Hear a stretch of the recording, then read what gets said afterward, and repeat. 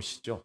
너무나 유명한 구절입니다. 잠언 25장 11절 함께 읽겠습니다. 경우에 합당한 말은 아로새긴 은쟁반에 금 사간이라. 상상해 보셔요. 아로새긴 은쟁반입니다. 은입니다. 얼마나 비싸요. 근데 그 가운데 금사가입니다.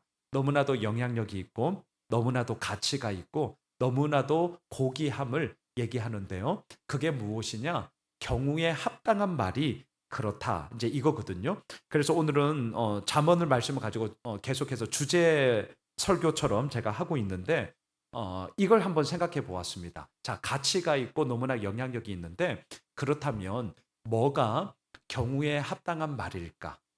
물론 이제 대동소이한 일상의 삶 속에서 어느 정도 우리가 알고는 있지만 성경을 통해서 실패의 사례 두 개를 한번 보기를 원하고요. 성공의 사례 두 개를 한번 좀 보려고 합니다. 먼저 안 좋은 것부터 보죠. 실패의 사례를 먼저 보겠습니다. 여러분 자막을 보십시오. 그 유명한 창세기 3장으로 한번 가봅시다. 이게 경우에 합당한 말이 아니었거든요. 3장 1절이 이렇게 시작하죠. 그런데 뱀은 여호와 하나님이 지으신 들짐승 중에 가장 강교하니라. 뱀이 여자에게 물어 이르되 하나님이 참으로 너희에게 동산 모든 나무의 열매를 먹지 말라 하시더냐. 여러분, 간교한 뱀의 이 질문이 진짜 참 예리하긴 해요. 이렇게 질문하잖아요. 모든 나무의 열매를 먹지 말라고 하셨어? 자, 이 질문에 대해서는 예 또는 아니요인데 무엇을 하고 대답합니까? 아니요. 이렇게 이제 대답을 하게 되는 거죠. 모든 나무의 열매를 먹지 말라고는 하지 않으셨으니까 아니요. 이렇게 이제 대답이 나올 수밖에 없는 거잖아요. 자, 왜냐하면 동산 중앙에 있는 선악과 외에는 다 먹을 수 있었기 때문이잖아요. 뱀이 되게 간교해요. 되게 지금 의도적으로 긍정의 대답이 아닌 부정의 대답 아니요? 라는 부정의 대답으로 지금 이끌어 가고자 함이거든요. 자, 한편 이 질문을 받은 하와는 그래서 이렇게 대답을 합니다. 3장 2절인데요. 같이 한번 읽으시죠. 여자가 뱀에게 말하되 동산 나무의 열매를 우리가 먹을 수 있어나. 자, 여기까지는 맞는 말이에요. 자, 오늘 제가 잠언의 경우에 합당한 말을 지금 예를 들고 있는 겁니다. 창세기 3장 2절은 경우에 합당한 말이 맞아요. 이 말은 맞는 말입니다. 그런데 문제는 3절입니다. 3절을 보시죠. 같이 읽겠습니다. 동산 중앙에 있는 나무의 열매는 하나님의 말씀에 너희는 먹지도 말고 만지지도 말라 너희가 죽을까 하노라 하셨느니라. 우리는 다 알고 있습니다. 이 대답에는 경우에 합당한 말이 아닌데 두 가지의 문제가 있습니다. 첫 번째, 동산 중앙에 있는 나무의 열매 이렇게 얘기를 하는데 이건 틀린 거예요. 뒤에서 잠깐 볼게요. 또한 두 번째 문제는 하나님의 말씀에 먹지도 말고 만지지도 말라 너희가 죽을까 하노라 이렇게 말씀하지 않았잖아요. 자, 요게 왜 틀렸는지 그 다음 구절을 띄워주시죠. 하나님이 이렇게 말씀하셨기 때문이거든요. 우리 같이 한번 읽으시죠. 여호와 하나님이 그 사람에게 명하여 이르시되 동산 각종 나무의 열매는 내가 임의로 먹되. 예. 자, 하나님은 동산 중앙에 있는 나무가 아니라 선악을 알게 하는 나무라고 하셨는데요. 제가 지금 이 구절을 지금 그렇죠. 제가 지금 거꾸로 썼네요. 자, 2장 17절을 다시 한번 읽으시죠. 시작. 선악을 알게 하는 나무의 열매는 먹지 말라. 내가 먹는 날에는 반드시 죽으리라 하시니라. 예, 그렇습니다. 자, 하나님은 선악을 알게 하는 나무라고 얘기를 했거든요. 그런데 앞서 하와는 뭐라고 얘기를 했냐면 동산 중앙에 있는 나무 이렇게 얘기를 했어요. 자, 지금 이 하와는 경우에 합당한 말이 아니었는데 무엇이라고 그 나무를 이해했냐면 위치, 장소를 얘기하고 있어요. 동산 중앙, 말 그대로 동산 중앙에 있다는 거예요. 센터에 있다는 거예요. 센터에 있는 나무는 먹지 말라고 했다는 겁니다. 하나님의 본질적인 의미, 그 가치를 장소의 개념으로 만들어 버렸어요. 근데 하나님은 동산 중앙에 있는 나무라고 말하지 않았고요. 선악을 알게 하는 나무라고 말했습니다. 장소가 중요하지 않아요. 변두리에 있어도 돼요, 실은. 하지만 그 나무가 선악을 알게 하는 선악과라면 변두리에 있던 저기에 있던 여기에 있던 센터에 있던 상관없습니다. 그거는 먹지 말아야 하는 것이죠.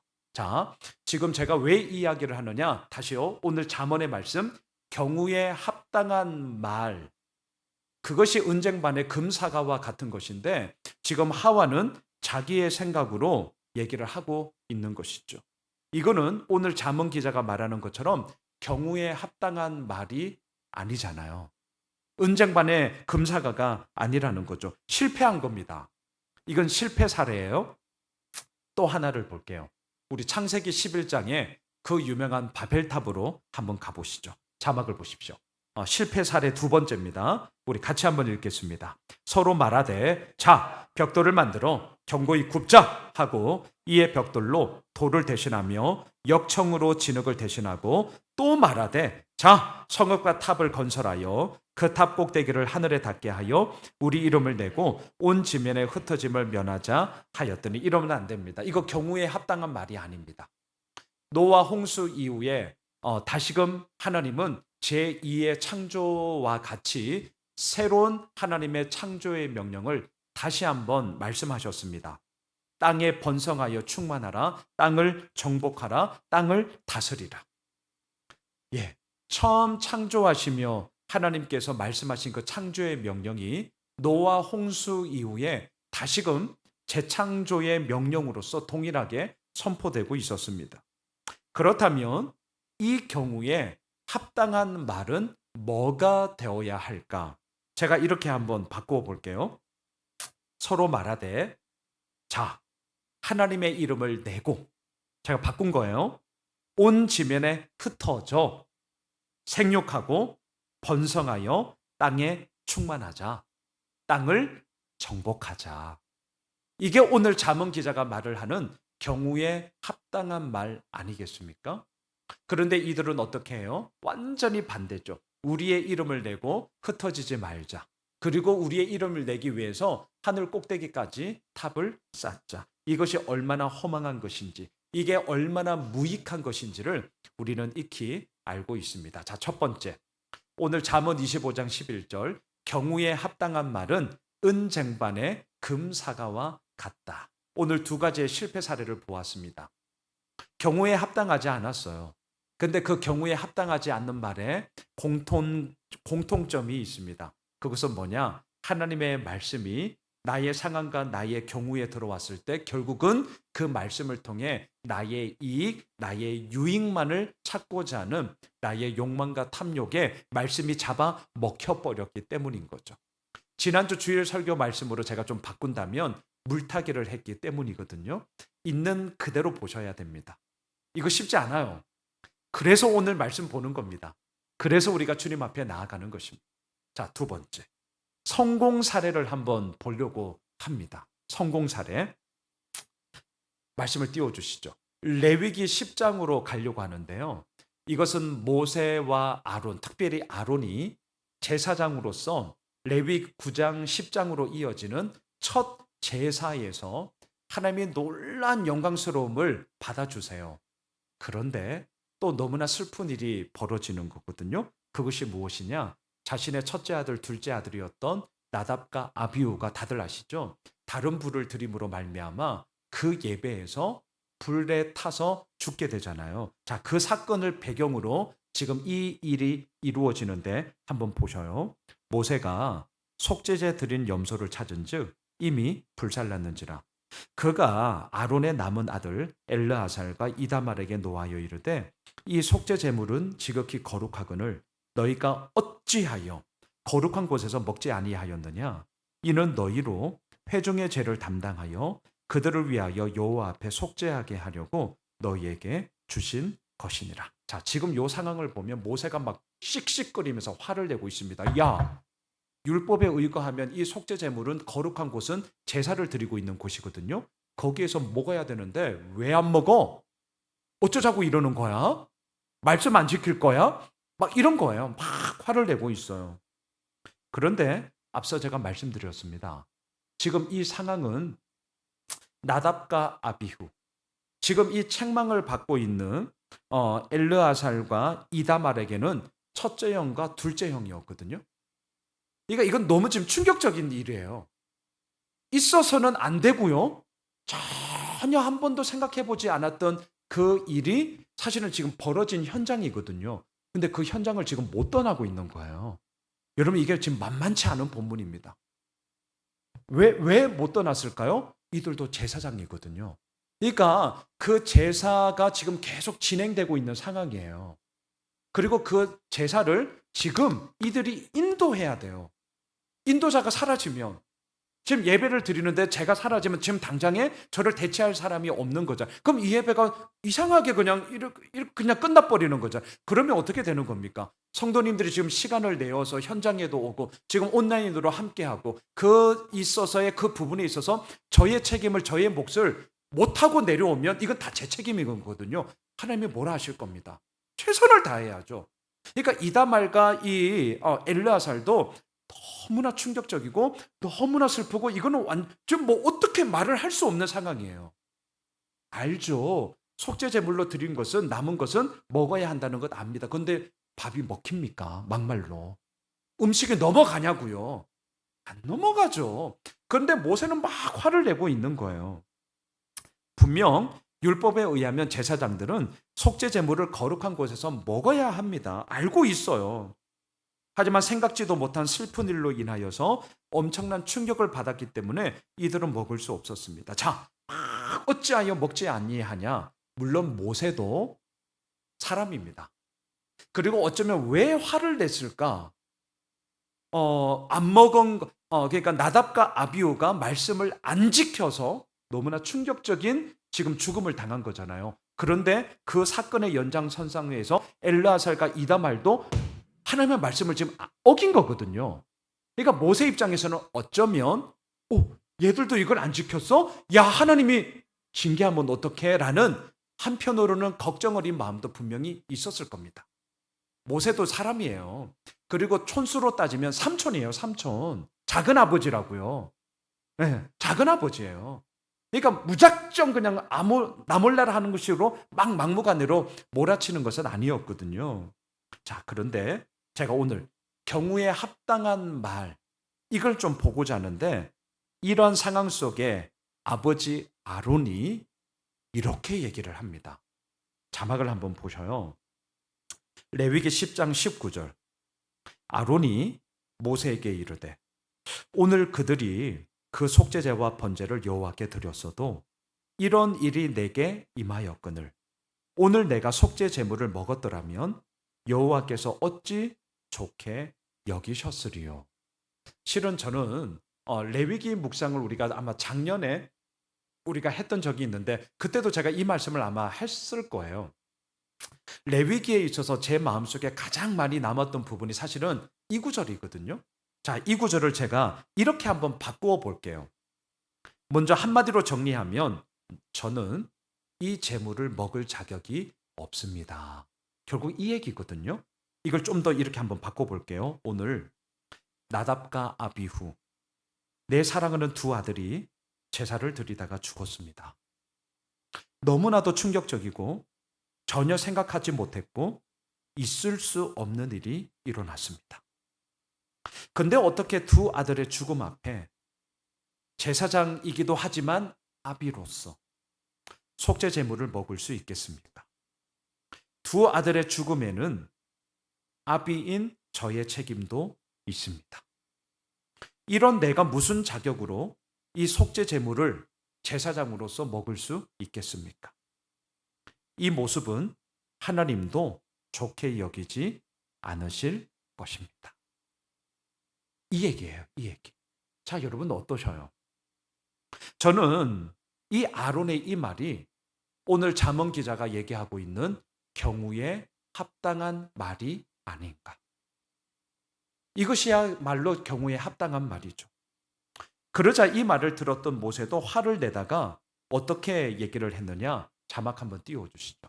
이렇게 얘기를 합니다. 같이 읽을까요? 모세가 그 말을 듣고 좋게 여겼더라. 그렇습니다. 물론 냉정하게 말하면 하나님의 율법을 어긴 건 맞습니다. 속죄제물 먹어야 되거든. 그런데 안 먹었습니다. 아니, 못 먹었습니다. 그리고 그 못 먹었던 이유를 충분하게 얘기를 했습니다. 경우에 합당한 말이에요. 경우에 합당한. 그리고 그 경우에 합당한 말은요, 원칙적으로는 분명히 틀린 거예요. 하지만 사람은 압니다. 그 마음의 진심을 우리는 알아요. 알아요. 때로는 그 원칙을 어기더라도 그 원칙 그 이상의 사랑의 이야기가 흘러가는 것을 볼 때는 진짜 맞아. 괜찮아. 그리고 꼭 껴안고 그 모든 일들을 우리가 함께 나아가는 것이죠. 이게 경우에 합당한 말 아니겠습니까? 성공 사례예요. 성공 사례. 자, 마지막 하나만 더 볼게요. 열왕기하 2장 말씀도 제가 좀 이 말씀을 묵상하다 생각났는데 여러분들 다 아시는 말씀이에요. 우리 같이 한번 읽겠습니다. 건너매 엘리야가 엘리사에게 이르되 나를 내게서 데려감을 당하기 전에 내가 내게 어떻게 할지를 구하라. 엘리사가 이르되 당신의 성령이 하시는 역사가 갑절이나 내게 있게 하소서 하는지라. 자, 이 구절 다들 잘 아시죠? 그래서 흔히들 갑절의 영감을 나에게 주십시오. 갑절의 능력을 나에게 주십시오. 라고 얘기를 하잖아요. 그렇게 기도하시잖아요. 그럴 때 갑절의 의미를 우리는 뭐라고 생각해요? 꽃배기로. 짜장 꽃배기. 꽃배기로 영감을 주셔야 된다. 엘리사의 그 능력과 엘리야의 그 능력과 그 영감과 그 성령의 충만함이 나에게는 엘리사인 나에게는 그리고 우리에게는 꽃배기로 하나님 주셔야 됩니다. 라고 이제 해석을 하는데 땡. 그런 뜻이 아니에요. 이 뜻이 뭐냐? 갑절이나 갑절. 이 말은요. 제가 얘기하는데 두 배, 꽃배기가 아니라 꼭 기억하셔야 돼요. 두 몫이에요. 두 목. 두 목. 이거는 이스라엘 시대에 있어서 지금은 유산이 1대1이잖아요. 다들 1대1이잖아요. 그런데 이 당시에는 첫째 아들에게는 꽃배기입니다. 그때는 꽃배기를 줬어요. 그런데 그때의 이 의미는 무엇이냐? 책임의 의미 역시 훨씬 더 많다라는 것을 뜻하는 것이거든요. 여기에서 갑절은 장자권을 뜻합니다. 두 몫이라는 것. 다시 말하면 엘리야여, 당신이 떠나가시는데 그 떠나간 빈자리를 내가 믿음의 계승자로서, 믿음의 장자로서 당신의 사역들을 이어 나가겠습니다. 라는 몫의 이야기예요. 두 배의 이야기가 아니라 두 목, 믿음의 장자권을 내가 이어가겠습니다. 믿음의 유업을 내가 계승하겠습니다. 라는 말로 지금 엘리야에게 얘기하고 있습니다. 어떻습니까? 오늘 잠언 기자가 말하는 것처럼 정말 경우에 합당한 말 아니겠습니까? 이제 떠나가요. 빈자리를 내가 이어가야 되잖아요. 믿음의 유업의 계승자로서 우리가 나아가야 하잖아요. 그렇기 때문에 갑절의 영감을 나에게 주십시오. 믿음의 계승자로서 두 몫을 책임지고 그 믿음의 유업을 이어가는 자로서 제가 서겠습니다. 이것이야말로 경우에 합당한 말이 아니냐. 말씀을 정리할게요. 경우에 합당한 말은 은쟁반의 금사과와 같습니다. 자, 이 경우가 케이스 바이 케이스예요. 그래서 절대적인 기준점을 막 들이대면서 상황의 이야기 속에는 때로는 앞서 아론의 말처럼 그 상황을 뛰어넘는 사랑의 이야기가 훨씬 더 크게 다가올 수도 있습니다. 그렇기에 우리는 어떻게 해야 됩니까? 하나님께 물을 수밖에 없더라고요. 하나님께 오늘도 기도하고자 나온 이유가 무엇입니까?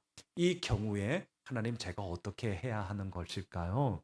무엇이 경우에 합당한 말일까요? 우리는 오늘도 물으며 우리의 모든 삶 속에 은쟁반의 금사과와 같은 영향력을 흘려보내는 자로 우리가 서야 할 것입니다. 바라기는 오늘 우리의 기도, 우리의 찬양, 우리의 모든 일상에서의 말이 은쟁반의 금사과와 같은 가치와 영향력과 능력의 말로 그렇게 이루어져 가기를 원하고요.